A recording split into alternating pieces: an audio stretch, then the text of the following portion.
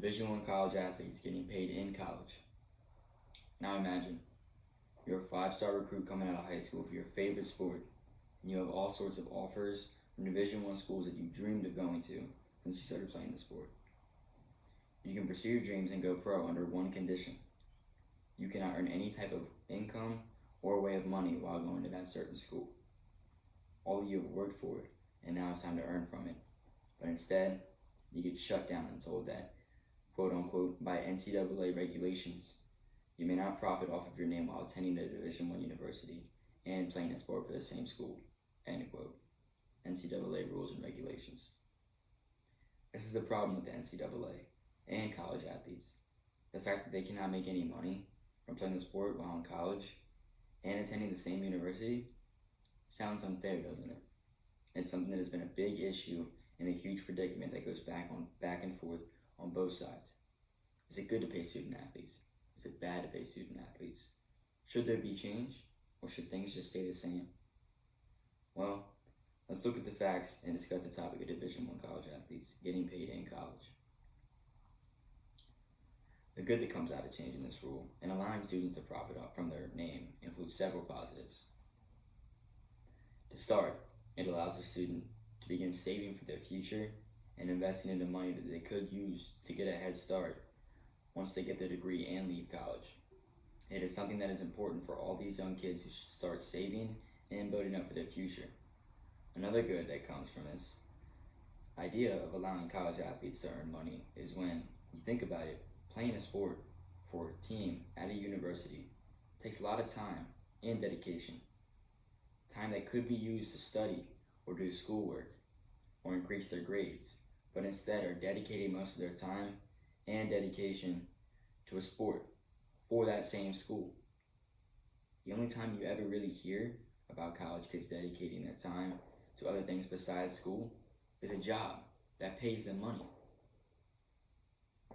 Now, yes, you can make the argument that these schools give them full rides to attend their schools, which is correct.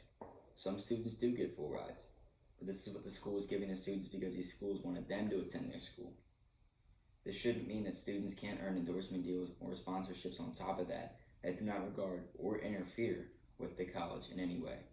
Instead, these schools won't allow this because the universities and the NCAA organization as a whole want all money and expenses run through them all the time. Now that we have discussed what is good to come of it, let's discuss the argument of why it may not be a good idea that we can try to understand the other side of the argument, giving the other side a chance. Now ask yourself, why would it be a bad idea to pay these college athletes? Well, they're earning money. What's bad about that? Well, there is a lot that goes behind it. To start, these colleges bring these students in with full rides and scholarships and benefits to better the students and give them an opportunity to make a life a little easier for them by going to that school. By giving these students a way to earn money, it will make a pay-for-play system that will put more on schools to have to offer for the athletes in order to get the athletes to attend their universities. Another thing to factor is the scholarships that students would receive wouldn't be a full ride or as much as usual because they would have an income of their own that universities may use against the students to negotiate with when offering these kids scholarships. This means that because they're earning a way of income and a good amount of money from endorsement deals, they will be able to pay for certain things themselves in college. Another thing that most don't consider is taxes that come into account. Taxes from this income may be high enough to the point where they don't even earn any scholarship money. A big thing that comes to play is these athletes don't earn any compensation when outside resources may use their name for certain things.